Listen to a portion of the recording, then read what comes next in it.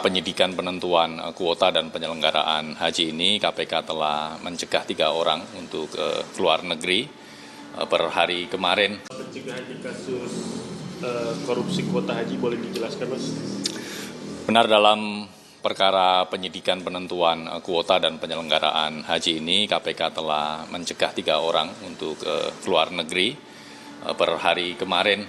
Yang pertama Saudara YCQ Menteri Agama periode 2020-2024, kemudian Saudara IAA yang merupakan staf sus Menteri Agama pada periode tersebut, dan juga Saudara FAM yang merupakan pihak swasta selaku pemilik tur haji dan umroh gitu ya.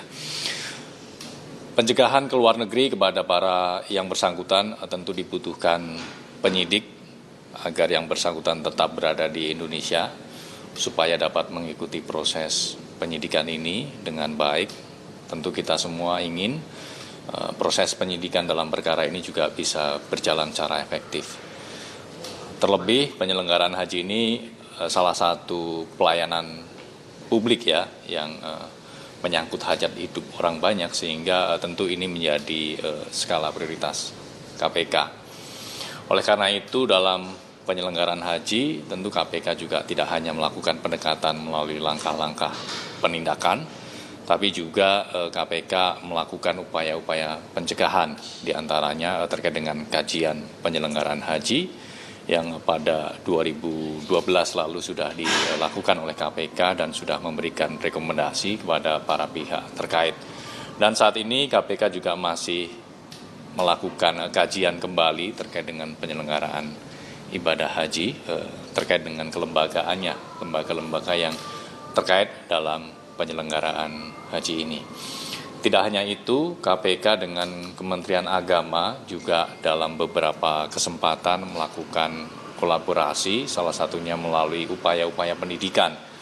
Di antaranya terkait dengan implementasi pendidikan anti korupsi pada sekolah-sekolah keagamaan baik di tingkat SD, SMP maupun SMA.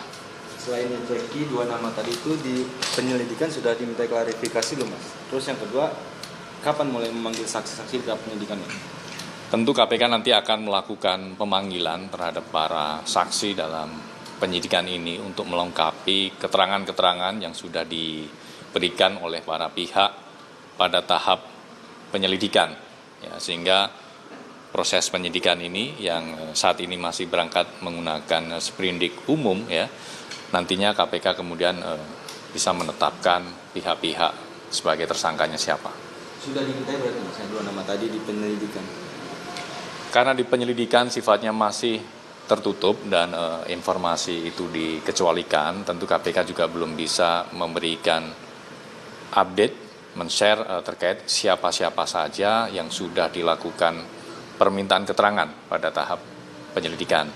Namun kami pastikan setiap keterangan dalam proses penyelidikan perkara ini berlangsung secara efektif, pihak-pihak telah memberikan informasi dan keterangan yang dibutuhkan oleh tim, sehingga begitu penyelidikannya sudah lengkap, kemudian ditetapkan untuk naik ke tahap penyidikan dengan sprindik umum. Nah, dalam proses penyidikan inilah, penyidik nanti akan mendalami kembali para saksi yang dipanggil, diperiksa untuk melengkapi penyidikan dalam perkara ini.